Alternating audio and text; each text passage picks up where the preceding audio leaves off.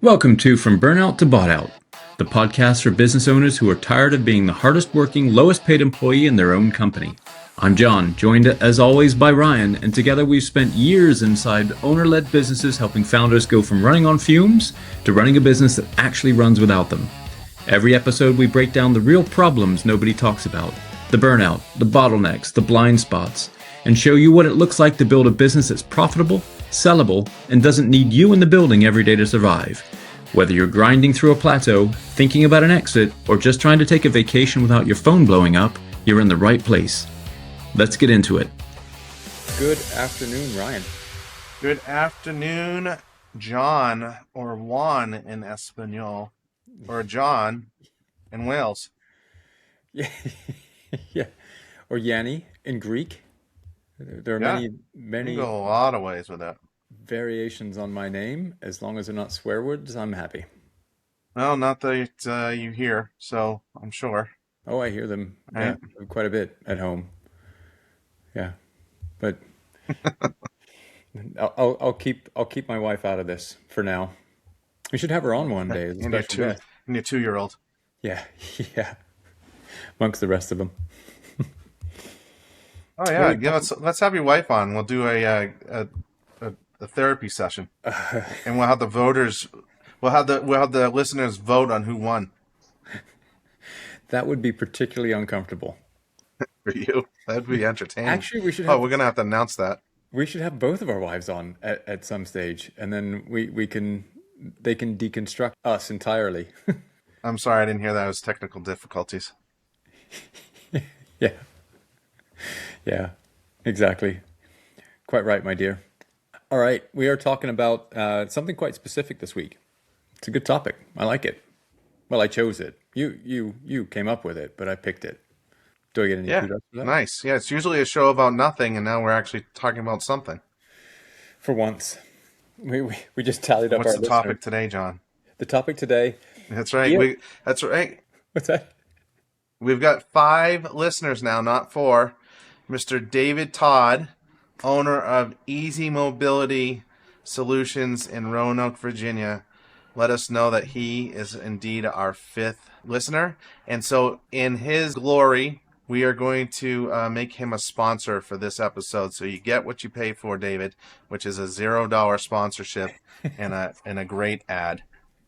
You paid him to listen to it, right? So effectively, we pay for you to become sponsors. Yeah, Yeah. that's right. I mean, you get a door prize at 5 listeners. So And we have way more than five. I'm just saying, we have way more than five. Well, maybe six. seven is a bigger number than 5. Yeah, No, we're almost at 3 digits for downloads and subscribers. So, we're getting there. We're hitting the big time now. Yeah, nothing like sharing your yeah, underwear with your audience. that's right. Well, I'm looking forward to fan mail or hate mail. Either way. Yeah. Yeah. And you said David laughed out loud at one moment. So, out of all of our episodes, there was one moment, all this puerile humor, and there was one funny bit. We'll take it. That's right. Well, that's right. We're good for every 5 episodes for a laugh out loud moment. Yeah, exactly. Yeah, it's a law of percentages, right? You just keep going. Like we're both married.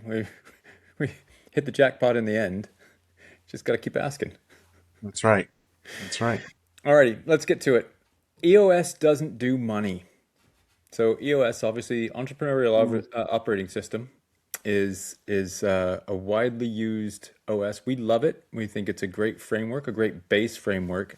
Gives you rocks, issues, leadership structure, L10 meetings that help you run your business. However, we quite strongly feel that it doesn't provide all things to all people. It doesn't do money well. So let's start with the punchline. What do you mean when you say EOS doesn't do money? Yeah, so just to be clear, right? EOS is a brilliant operating system, and it was a game changer for small businesses to act like they're a big business. So, and I let the hate mail come on as we go into this episode, but there's some things that EOS doesn't do. Now, we run a version of it every single day and with our clients and those things. And we rely heavily upon the framework of that. And we also incorporate some Pinnacle and some other operating systems as well. And that's based upon what we learned is best for our clients, right? So I'm not throwing rocks at rocks. Okay, pun intended. But here's the part nobody on the EOS side says out loud is that, Traction, which I have in both English and Spanish, by the way, is an operational book, right? It barely mentions cash, right? And as we know, cash is where we're all about here. If all your hard work, your revenue, your marketing, all that kind of stuff, it all has to lead to one thing, is that cash is in your system. And that's something that EOS doesn't do very well on. Okay. It doesn't teach you how to read a P&L. It doesn't build you a forecast. It doesn't tell you when you're 9 weeks from missing payroll, right? It's about rocks, issues, L10s, GWC, IDS, all it's useful, but none of them are financial, right? They're nouns, but cash, in our world is a verb, right? So owners install EOS. The meetings get cleaner, the bank account stays exactly the same, and they act surprised. The system never promised to fix that. They just assumed it would. So having a great operating system doesn't mean that your bank balance is going to grow. Right. I mean, great operating system, but a little heretical to say like it doesn't work fully across all areas of the business. So people, like EOS people, love it, and they're going to push back hard. What do you think they'll say? And good. Let them. I'd love to have that conversation, right? And let's sit down over a beer and some snacks and talk about this, because there's a lot of good that EOS does do, right? But you tell me where in Traction that you build a 13-week cash flow forecast, right? Show me the chapter on margin by service line. Show me the integrator learning quality of earnings when it's time to sell. Mm-hmm. Right? I'll wait. Give me the FAMO. Give me the the sections in the book, right, or in your implementator guide. And I'd love to retract this as episode 15 of hey, EOS does money, right? That kind of thing. Right. But the reality is, John, it's not there, right? And that's not a flaw in EOS, because EOS wasn't designed for that. That's not what its scope was. It was built as an operating system, not as a finance department, right? Mm-hmm. So the flaw isn't in EOS. It's really in the sales pitch, right? Implementers may say that this will run your business, and owners hears this will run all of my business. And those are two different things, right? Mm-hmm. And I'll go a little bit further, right? The cleanest EOS shop I've ever walked into had a perfect L10. You got good conflict. You're resolving issues. You're doing to-dos. They had an accountability chart that was up to date and current. Everybody knew their place. Everybody was rowing in the same boat, in the same direction, in the same cadence. But they were also 90 days from insolvency, right? Because nobody flagged it. Right. The scorecard didn't have a single cash metric on it. Right. And that's the problem, is that you have to have your KPIs, but it doesn't tell you which KPIs you should have and how it, it operations affects marketing, that affects sales, that affects cash. It just doesn't get tied together in Traction. Yeah, you're starting to mention some of the things that specifically it doesn't have, the gaps. So keep going. Walk us through some of them. You've mentioned 13-week cash flow forecast, etc. Let's roll a few off. That the enhancements that have been added and the version that we use at Synergy. Let's go with the gaps first. It's the same thing, really. It's the same two sides of the same coin. So 5 things. I'm going to count on my hands, on my fingers, so I don't get lost. Right. The first one is that 1, a real 13-week cash forecast. Right. This is what we use to run every single company. It doesn't matter whether you're on accrual or cash basis. It's forecasting the velocity of your cash coming in and coming out, right? Predicts the shortfalls of what's going to happen, right? It's not about a bank balance. It's not about a vibe. It's really a forward-looking weekly view. And that's going to tell us exactly, where we stand week 6, week 12, those kind of things. And more importantly, what we have the discussions about what we're going to do about them, right? And most EOS implementers who aren't finance people, right? They've led great companies, they sold companies, those kind of things. They don't know how to build one because they're not finance people, right? They're good operations people, and that's exactly who you need to run an EOS system, is an operations person. Mm-hmm. Second, here we go for all those counting at Yes. home, a budget that's actually a tool and not just a tax time artifact. It's something that you review, you build it, you can use it as a forecast, right? And that's something that is never talked about in traction. Third, you need somebody who can actually read the financials, right? You need a controller or a CFO function, not just a bookkeeper, right? You need somebody that actually can explain, hey, if we do this, here's the economic problems that we're going to have, or here's the economic opportunities that we're going to have if we do this, right? Here's the pros and cons of these things. This is how we're going to leverage debt. This is how we're going to raise the capital to get there, right? You have to have somebody with a financial mind and piece that's also talking to the owner, talking to the operations person, talking to the salesperson, right? Mm-hmm. And so that gets skimmed over. 4, profit first or some equivalent of cash discipline, right? EOS gives you rocks, but profit first gives you the cash to fund the rocks, right? That's what you need to have. And you need to tie your rocks to cash. You need to tie your rocks to profit first. Those are some of those things that need to happen that get glanced over. And the 5, here we go, I got it. Cinco is a scorecard with financial metrics on it, right? Most EOS scorecards, they'll have 12 KPIs, and not one of them is about cash or margin or AR or 60 days, right?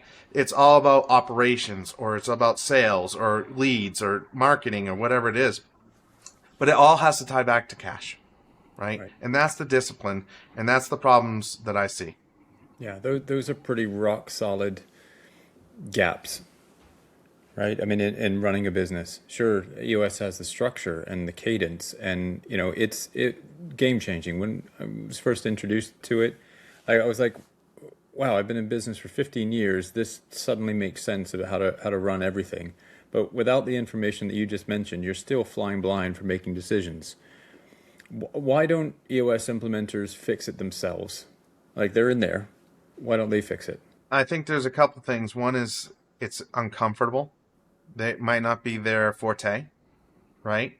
The other one is there's a structural flaw in EOS, and they don't know how to fix it. Mm-hmm. So let me give you an example of.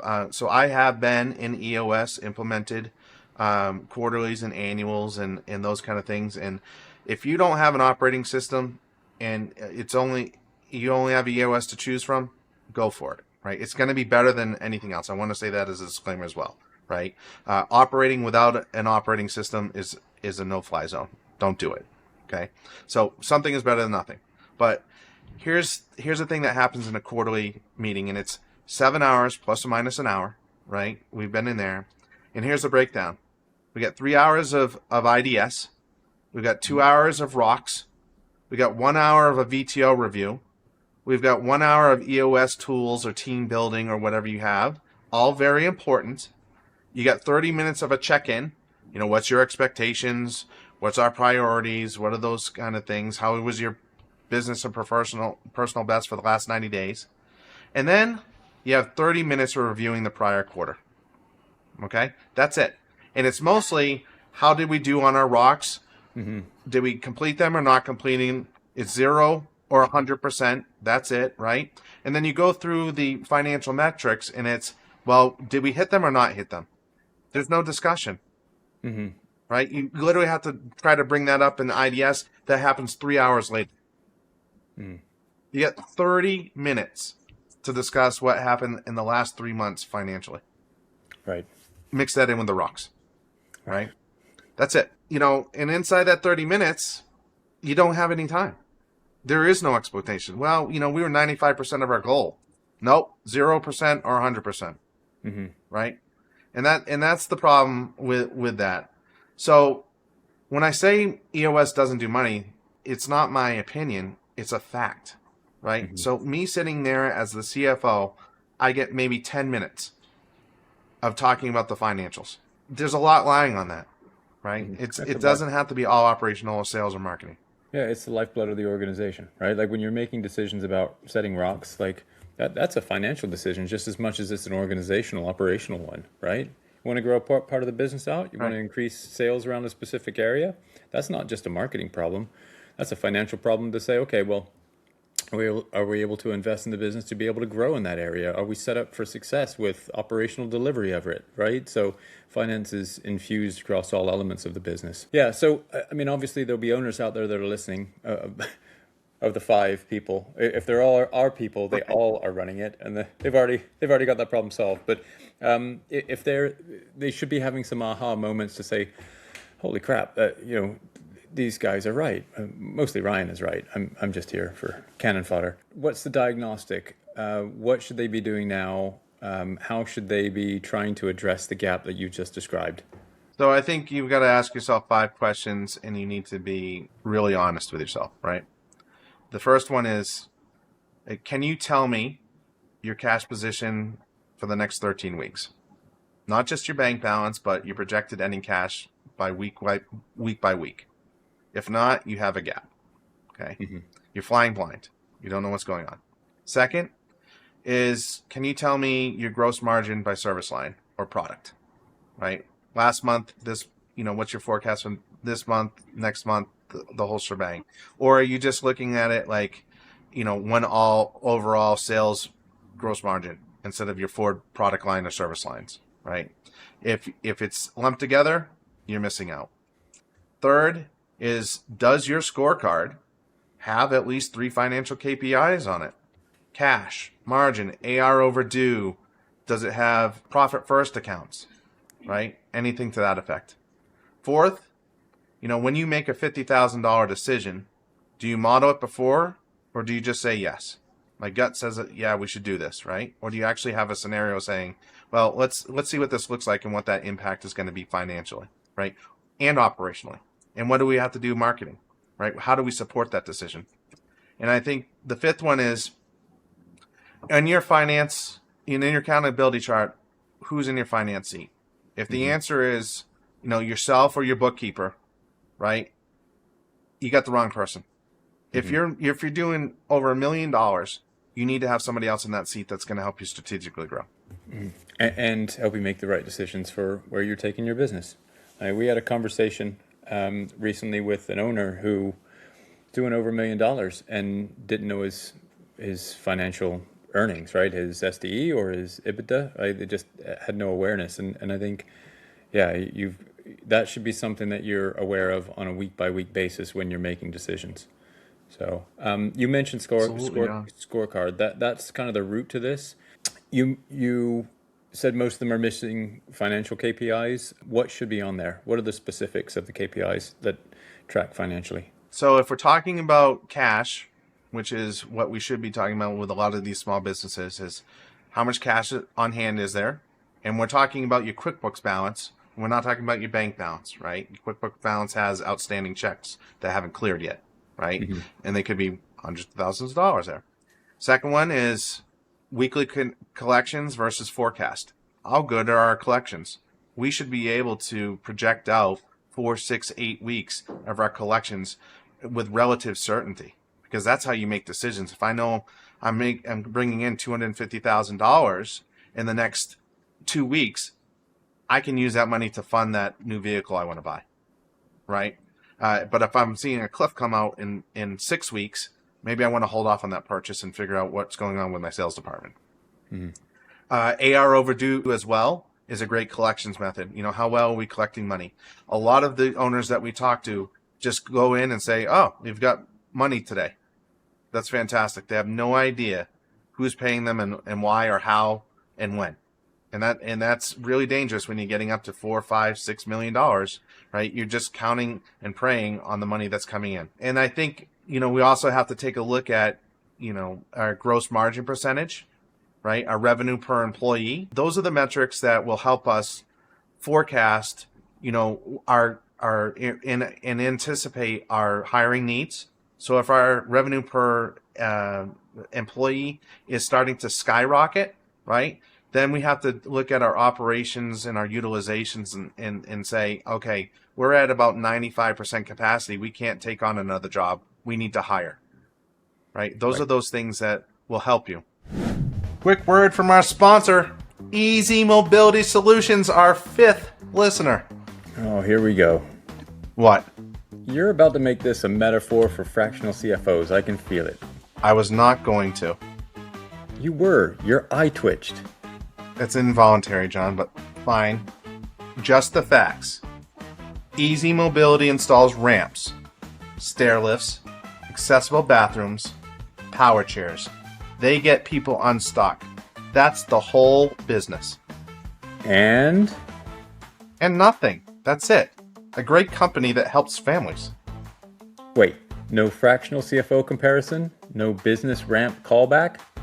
I'm holding it in. You're sweating, Ryan. This is the hardest sponsor read of my life. Free home solutions, lifetime warranty, Virginia and the surrounding areas. EasyMobilitySolutions.com. And if your business also needs a stair lift, well, that's a different podcast. Oh, he couldn't help himself. Yeah, trending those things out over time is important, right? You don't know that number. Like each business is entirely different with what those metrics, where those metrics need to balance out and level out. And so you have to track it over time to be able to understand, well, if my revenue per employee is actually rocketing up too high, that's a warning sign. That means you need more people to be able to scale. But obviously you need a baseline to be able to make some of those decisions and understand the level that it needs to be at. So these things have to be implemented over time and tracked. They absolutely do. You know, if your sales are going up and your gross margin percentage is going down, you're just taking every job to pay payroll. Right. You want to make sure that you're growing profitably. Right. But what I'm seeing with most EOS scorecards when we bring these folks on is that it's really heavily sales activity. Right. It's about calls made, dialing for dollars, demos booked, proposals sent. Those things are fine. But how do they relate to dollars? Right? How do they relate to cash? That's the missing piece, is that you can have all the sales activity in the world, but it might not translate to your bank account. Mm-hmm. Mm-hmm. Okay, so that's metrics, that's scorecard, that's gaps. What about rocks? Like rocks, I think is the most important way for an organization to move forward, and a lot of the rocks are revenue based. Like we want to move from X to Y in revenue. Let's hit a target of 5 million this quarter, and improving profit margins. Isn't that EOS doing money to some extent? That's EOS naming money, right? Not doing money. That's a big difference, right? It's like naming a hurricane, but it doesn't stop the hurricane, right? Mm-hmm. So hitting 5 million in revenue is a Hurricane wish. Juan. That's what it is. That's right. Hurricane Juan coming through your town in rural Canada. Yeah. So, I mean, hitting 5 million in revenue is a fantastic rock, right? And it's a wish, you know, with a deadline, right? I want to hit this in 90 days, right? I got 90-day sprints. I got whatever you're going to call it. But it's a rock that, you know, it didn't tell you what the pricing model is, right? So if we're just going to have 5 million to have 5 million in sales, fantastic. Great goal. But if you're doing $5 million in sales and you're losing money, was that really the rock that you wanted? Right? Mm-hmm. So we want to talk about that and say, well, how do we get there? Right? What's the cash required to get there? What's the gross margins that we have to hit? What's the capacity that we have to take on those extra jobs? Right? And so EOS always asks for the headline, right? But it doesn't ask for the math underneath. And that's the problem with setting a sales rock is, did we set the rock well enough that it would be profitable? Mm-hmm. And I think that, you know, that's one of the things. So EOS has, you know, 6 tools in their priority list, right? It's number 1 is LMA. So that's leadership, management, holding people accountable. Then they have the 3-step process documenter, which is fantastic. People should have their processes documented. And then they have their cash tool, which is the, you know, they call it the 8 cash flow drivers, which is a fantastic exercise to have, right? How do we affect cash flow with operations, sales and marketing, finance, if you're lucky, those kind of things? And then it has Colby, which is a personality assessment, and then the 5 rules, and then trust builders. So your cash tool is ranked in the middle at third behind a process, documentation, and ahead of a personality test, right? Mm-hmm. That's the official EOS recommendation. That's how much real estate cash gets in their methodology. Right. I failed my personality test, by the way. I actually took one for a job, and it failed. It said I was cheating. Like, how do you fail a personality test? What the Are you hell? sure that wasn't the IQ test? It could be the same thing. Yeah. Yeah. So, I mean, practically, My mom had me tested, and I'm not insane. Just to let everybody know. Okay.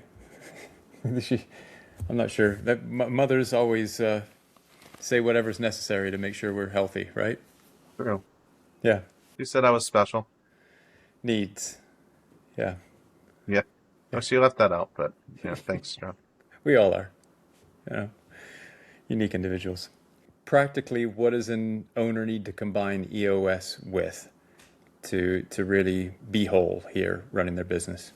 So when you hit $1 million, you've hit the big time, right? It's no longer a proof of concept. You've got a real thing here. So the first thing that you always have to do is make sure you have clean books, right? Is that you want to make sure that your monthly close happens by day 10 and not day 30, so that you have accurate information in a timely manner, right? If we're making decisions based upon 90-day-old data, it's not a good decision, right? The world changes in a minute, let alone 90 days, right? The second one is that you certainly should have a controller type function, which is essentially, does this stuff make sense, right? Did the bookkeeper book everything correctly, or is there some adjustments that need to be made out of the thousands of transactions that are made? Bookkeeper's keeping up as best as possible, but you got to make sure that it all makes sense, and that you start doing some analysis as well.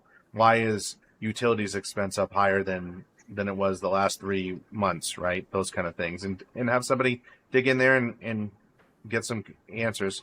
And the third thing is you need a CFO. You need somebody that's going to be able to take a crystal ball and help you start forecasting, right? And they sit in your L10, and they are your financial head when it to talk about operations and sales and marketing. Like operations should help make decisions financially, right? They should be able to talk outside of their realm and see how their decisions are affecting sales and marketing, or they're affecting the owner's retirement plan for the next 3 years, or finance, right? Everyone needs to sit down together and understand their roles and how they can help each other go to that one goal, right? So I think then and only then is that then you wire in your operating system, right? You got to have those financial people in place first, so then you can then bring on an EOS or bring on an SOS or Pinnacle, wherever you want to go with that, because then you're going to have financial KPIs on the scorecard, not just sales, not just operating, but also the decisions that we're making in this meeting today, the decisions that we make on a daily basis, how are they affecting things, right? And that's what those KPIs are going to record financially. Awesome. Owners are going to hear, you need a CFO and assume it's expensive, and that we're touting ourselves. And our podcast really isn't about touting ourselves. It's about just simple financial truths that we want to share. Honestly, that's the message here. It's not about, it's not a sales channel. It's really just trying to share good information for people to be able to improve their business. But they're going to hear CFO, and of course there are fractional CFO options as well. Assume it's super expensive. What does it actually cost compared to what they're already spending on EOS? Because EOS is not cheap. Right. It is not cheap, right? Anything under $500,000, right? You don't need a fractional CFO, right? Keep growing, doing what you got to do. When you start getting up to 500 or $1 million, that's when you really start needing to have additional help that's beside you, that somebody that has a financial perspective, right? That's their job. So let's do the math, right? And I always relate it to return on investment, ROI, right? If we get a good EOS quarterly implementer, right? So they come in quarterly, they do our vision day, they do our annuals, those kind of things. It's roughly going to be between $3,000 and $15,000 a session, right? Some of these implementers are costing $15,000, and hey, they're worth it. You get what you pay for. They'll give you some great advice and set some quality rocks and those kind of things. But now we're talking, between $20,000 and $75,000, right, for those sessions. So that's a lot of money. And so what is our return on investment? Is our bottom line growing, right? Is our margins getting better? Our cash in our bank growing? That's how you can measure these sessions over time. Well, if you want a fractional controller, right, depending on how much time you want, they can be as little as $1,500, $3,000 a month, right, where you have clean financials. And then depending on time as well, you could have a CFO that's between $3,000 and $8,000 a month, right, who's going to your EOS quarterly sessions with you, right, making sure that everything that's said in that room is being transferred over and that the goals are being reached on a weekly basis. And so, for a $2 million, a $10 million business, for a CFO and controller, that's $50,000 to $100,000. Where if you brought somebody on full time, they would be more than $100,000 just for a controller, right? Regardless of where you live, right? So we've found that a good fractional CFO who understands the framework of a good operating system, right, who can dive into your numbers, give you a perspective that you don't have, see things that you don't see, right? And let's say it's $6,000 a month, right? And they talk you out of a bad $325,000 decision because you're modeling it out and say, well, the math just doesn't work now, or we don't have the infrastructure in place to do this. We don't have that kind of capital to invest in something, right? That's a 4,500% return right there in 1 month. Right? So I think that owners spending $30,000 on EOS and zero on a functional CFO, it's like running a Ferrari with no oil, right? The dashboard is gorgeous. The engine is about to seize, but hey, we've got a 10 on the L10. Yeah, you just made CFOs sound really, really cool by comparing. Are you comparing yourself to a Ferrari or the oil? Let me be clear. Oil, because I sprung a leak. Okay. Comfort break time. But no, you're right. It was the oil you're comparing yourself to, not the Ferrari. The EOS is the Ferrari, or CFO is the oil, I guess. Awesome. Attention span of a gnat, John. What's that? You have attention span of a gnat. I didn't hear you. I moved on to the next thing. That's creative types. That's what we do. Move on quick. That's right. I got another good idea. Okay, last one. If an owner is listening right now, going to do one thing this week after hearing this podcast, what is it? Open your scorecard, right? Count the financial KPIs on it, right? You get 5 to 15 KPIs. How many are in financial, right? If it's 0, congratulations, you know where to begin, right? If you get a few, are they the right ones? And I think add these, kick some of these other ones out that might not be, necessary, but your cash on hand and your AR over 60 days, right? Or your AR overdue, and keep track of those, right? And I think you're going to see that when you measure things, they get done. And when you're paying attention to them, they get your priority. And so you'll see that your cash will start growing just by making those two numbers a priority, right? I think also you need to ask your implementer at the next session, who owns the finance seat in our accountability chart, right? And then watch the room and see who it is. If it's you, right, you're wearing multiple hats in your EOS sessions, right? Maybe it's time to bring somebody in. And I think for this whole episode, I think that, everyone should understand that finance is just as important as operations and sales and marketing and getting the business to its goal, and it needs an equal seat. Awesome. That cues us up perfectly for the takeaway. What is the takeaway, Ryan? EOS, John, runs your business, but it does not run your money. Rocks without forecasts are just wishes. L10s without financial KPIs are theater. Scorecards without cash on them are participation trophies. If you're running EOS without a controller or a CFO in that function next to it, you don't have an operating system, you have half of one. Build the other half this quarter. Stop being surprised when the meetings get cleaner and the bank account doesn't. Get a CFO, get a controller, and watch your cash grow. Awesome. Soundbite after soundbite. I love it. Tick tock, tick tock. All right, signing off. Ryan and Juan. Jon and Ryan. That'll do it for this episode of From Burnout to Bought Out. If anything we talked about today hit home, do us a favor. Share this episode with another owner who needs to hear it. And if you're sitting there thinking they're talking about me, good. That's the first step. Head to the show notes and book a free triage call with our team. No pitch, no pressure, just a real conversation about where you are and what's possible. You can also find us on LinkedIn and at wearesynergysolutions.com. New episodes drop every week.